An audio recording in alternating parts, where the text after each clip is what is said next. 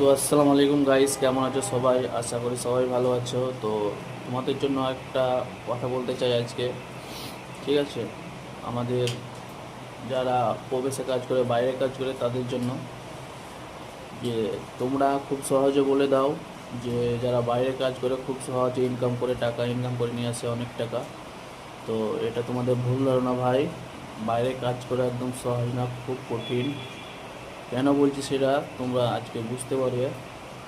তো তোমাদের জন্য আমি কিছু দৃশ্য দেখাচ্ছি, তোমরা দেখো।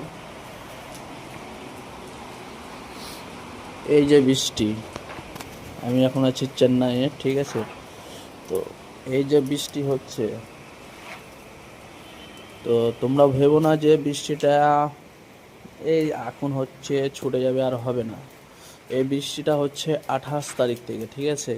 মানে আমি যেদিন বাড়ি থেকে আসি সেদিন থেকে বৃষ্টিটা হচ্ছে। তার আগে থেকে হচ্ছে, বাট সেদিন থেকে বেশি হচ্ছে। তো আজকে হচ্ছে 3 তারিখ। তো এই যে 5-6 দিনে বৃষ্টিটা হচ্ছে একই রকম। তোমরা ভাবে যে একটু হচ্ছে ছেড়ে দিচ্ছে, না, 24 ঘন্টায় বৃষ্টি হচ্ছে।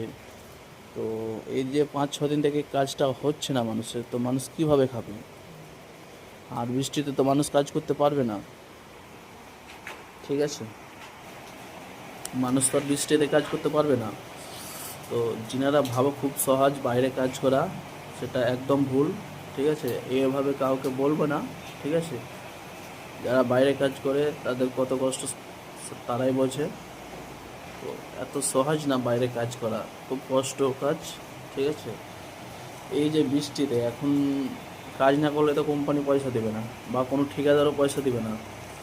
কোম্পানি যদি ঠিকাদারকে না দেয় তো ঠিকাদারও লেবারকে দিতে পারবে না, ঠিক আছে? কাজ না হলে তো পয়সা দেবে না।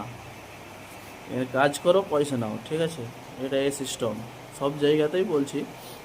তো যেনারা ভাবো যে এটা খুব সহজ বাইরে কাজ করা, এখন হয়তো বৃষ্টি হচ্ছে, আরও অনেক রকমের ঝামেলা আছে, ঠিক আছে? বাইরে কাজ করলে সেই ঝামেলাগুলোকে যুদ্ধ করে তারপরে জয় হয়ে আমাদেরকে টাকা ইনকাম করে বাড়ি যেতে হয়, ঠিক আছে? তো এত সহজ না বাইরে কাজ করা, ঠিক আছে? যারা এগুলো নিয়ে কমেন্ট করো, অবশ্যই এগুলো কমেন্ট করবে না।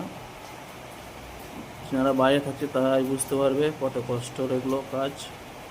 তো আমার উদ্দেশ্য এটাই বলার ছিল, ঠিক আছে? তো সবাই ভালো থেকো, সুস্থ থেকো, আর পারলে গ্রামে কিছু ব্যবসা করার চেষ্টা করবে, যদি পারো তো সব থেকে ভালো হবে।